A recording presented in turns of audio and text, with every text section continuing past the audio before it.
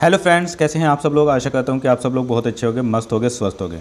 दोस्तों, आपने UP super TET 56,000 शिक्षक भर्ती, जिसमें सभी को मौका, आवेदन प्रक्रिया 26 से, या आरपीएससी ग्रेड सेकंड राजस्थान शिक्षक भर्ती, टोटल पोस्ट 2129।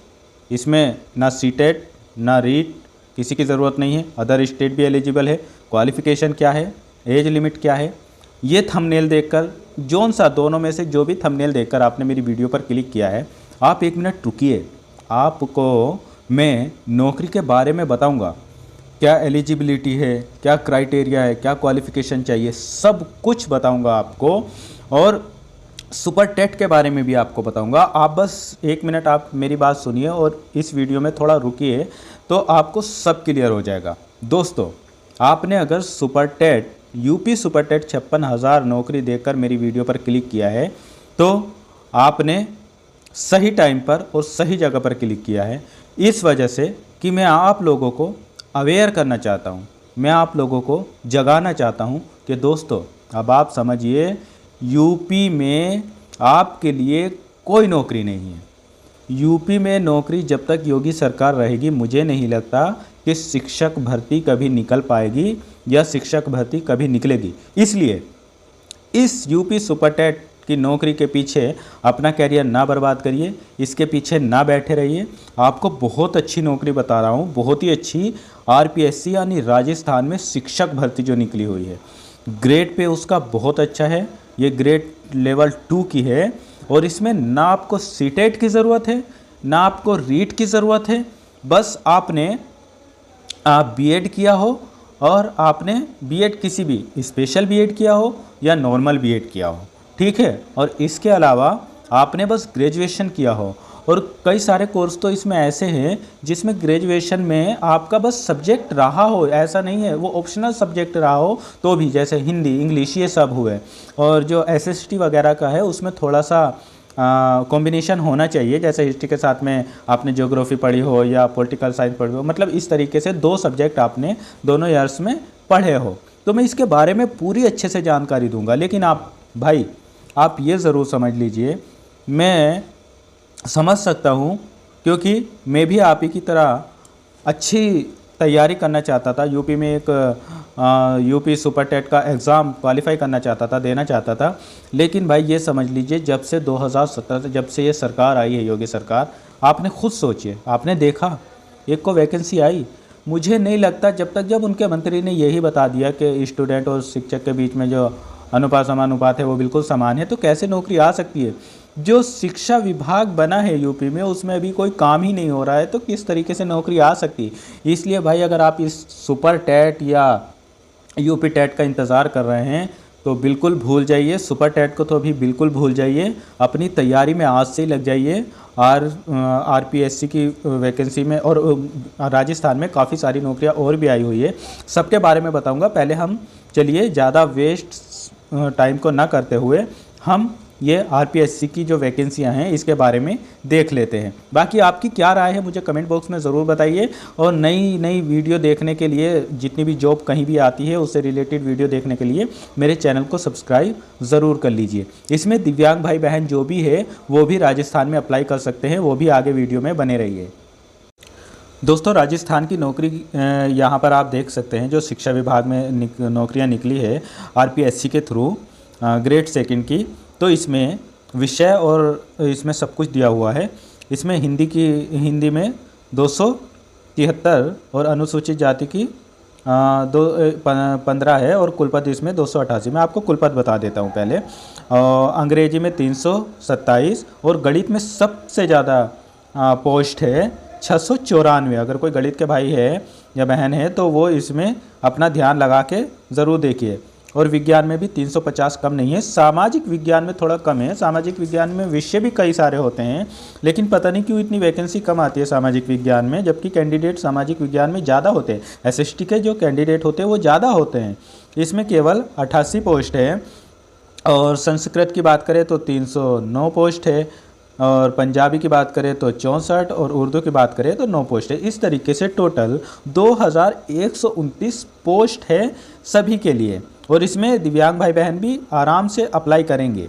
ठीक है दोस्तों, अगर हम यहाँ पर अनिवार्य शैक्षणिक योग्यताएं की बात करें, मतलब क्वालिफिकेशन की बात करें, तो हिंदी, अंग्रेजी, गणित, संस्कृत, उर्दू एवं पंजाबी विषय के लिए आपका ग्रेजुएशन या कोई इसके इक्विवेलेंट हो जो यूजीसी के द्वारा मान्यता प्राप्त हो, है ना। और इसमें सब्जेक्ट कोई भी रहा हो आपका, हिंदी, अंग्रेजी या ऑप्शनल सब्जेक्ट कोई भी रहा हो, और इसके साथ में आपने डिप्लोमा या तो बीएड किया हो या डीएलएड किया हो, इनमें से दोनों में से कुछ भी किया हो, आप इसमें फिल कर सकते हैं। इसके अलावा विज्ञान विषय के लिए आपका ग्रेजुएशन या इसके इक्विवेलेंट कोई हो और उसमें आपको सब्जेक्ट दिए physics, chemistry, zoology, botany, micro biology, biotechnology and biochemistry and, है ना, इनमें से आपने 2 साल कोई भी कोर्स पढ़े हो और इसके अलावा आपके साथ में वही डीएलएड हो या बीएड हो। ऐसे ही सामाजिक विज्ञान विषय में आपने ग्रेजुएशन किया हो और सब्जेक्ट आपके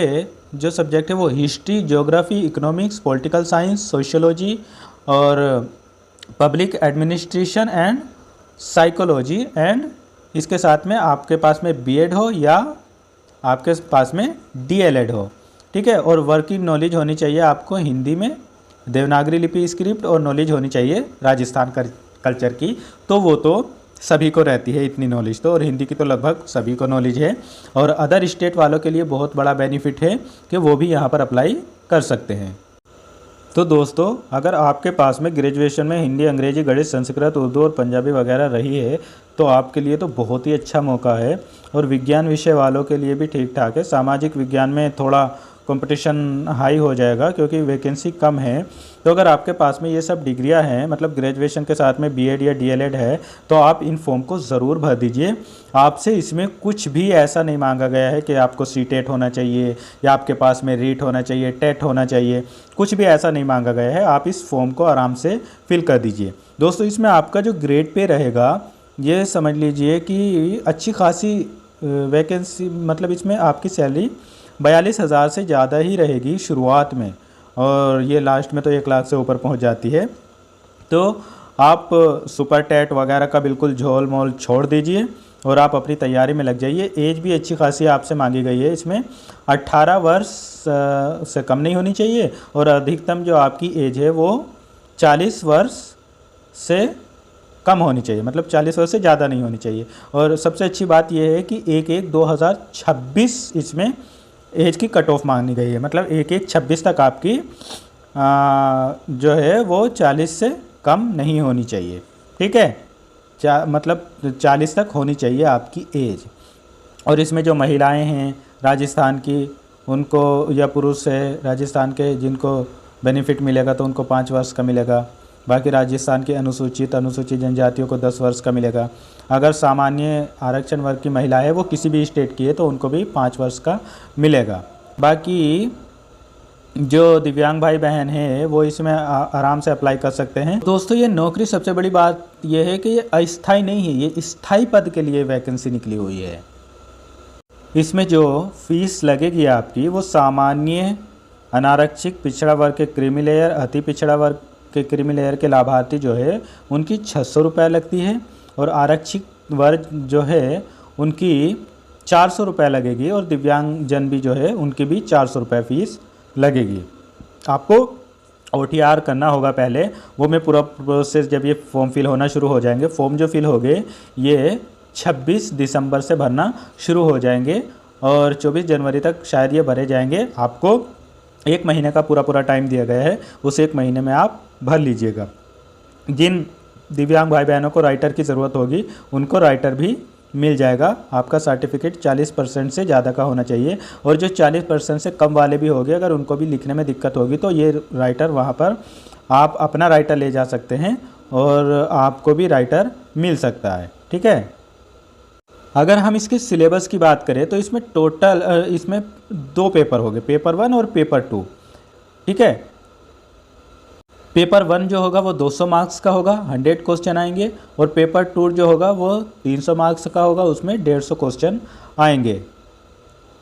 पेपर 1 में 2 घंटे का समय मिलेगा, 100 क्वेश्चन रहेंगे, जिसमें आपसे geography, history, culture and general knowledge Rajasthan से पूछा जाएगा, करंट अफेयर ऑफ राजस्थान का पूछा जाएगा, general knowledge of world media से पूछा जाएगा और एजुकेशनल साइकोलॉजी भी आपसे पेपर 1 में पूछी जाएगी। निगेटिव मार्किंग रहेगी 1/3, ठीक। और पेपर 2 में मैंने आपको बताया 300 मार्क्स का होगा, 2.5 घंटे का आपको समय मिलेगा, 150 क्वेश्चन होंगे, मल्टीपल चॉइस होंगे और इसमें भी आपकी 1/3 जो है वो माइनस मार्किंग रहेगी।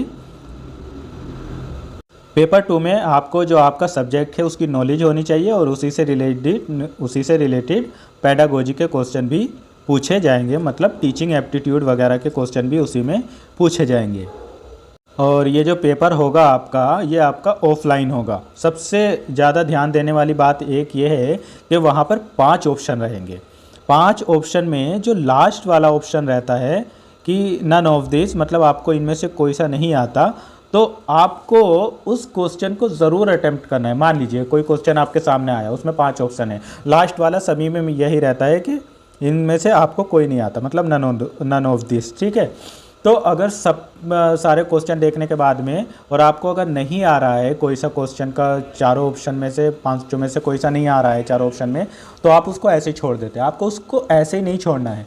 अगर आपको नहीं आ रहा है तो आप लास्ट वाले 5वें वाले ऑप्शन पर टिक ज़रूर करिए, उस पर गोला ज़रूर करिए, वरना 10-15 क्वेश्चन अगर आप ऐसे छोड़ देंगे बिना टिक किए तो आपकी कॉपी जो है आगे चेक ही नहीं होगी। इस बात का आपको ज़्यादा से ज़्यादा ध्यान रखना है। तो दोस्तों लगभग मैंने सारी बातें इस वीडियो में आपको बता दी है। जैसे ये फॉर्म फिल होना शुरू हो गए तो मैं आपको पूरा सब कुछ बताऊंगा, किस तरीके से OTR करना है, किस तरीके से आपको फ़ीस कटवानी है और किस तरीके से ये राजस्थान का फॉर्म फिल करना है और किस तरीके से इसकी तैयारी करनी है। सब कुछ अच्छे से अभी से तैयारी में तो अभी से लग जाइए, क्योंकि ये तो तय है कि वैकेंसी निकल चुकी है और 26 से फॉर्म फिल होना शुरू हो जाएंगे। तो मैं आपको सब कुछ बताऊंगा। OTR करने में काफ़ी दिक्कत आती है अदर स्टेट वाले स्टूडेंटों को, राजस्थान की जब वैकेंसी आती है तो वो मैं बिल्कुल आपको बहुत आसानी से बताऊंगा। इसलिए मेरे चैनल को ज़रूर से ज़रूर सब्सक्राइब कर लीजिए। दिव्यांग भाई बहन जो है वो भी ज़रूर सब्सक्राइब करके रखिए, क्योंकि मैं दिव्यांगों से रिलेटेड इस पर वीडियो लाता रहता हूँ, सभी के लिए लाता हूँ। स्पेशली मैं उसमें जो दिव्यांग से रिलेटेड पोर्शन होता है उसको स्किप नहीं करता हूँ, उसको बहुत अच्छे से बताता हूँ। तो इसलिए सभी भाई बहन जो भी है वो सब्सक्राइब ज़रूर करके रखिए और वीडियो अच्छी लगे तो लाइक शेयर ज़रूर करिए। Thank you so much.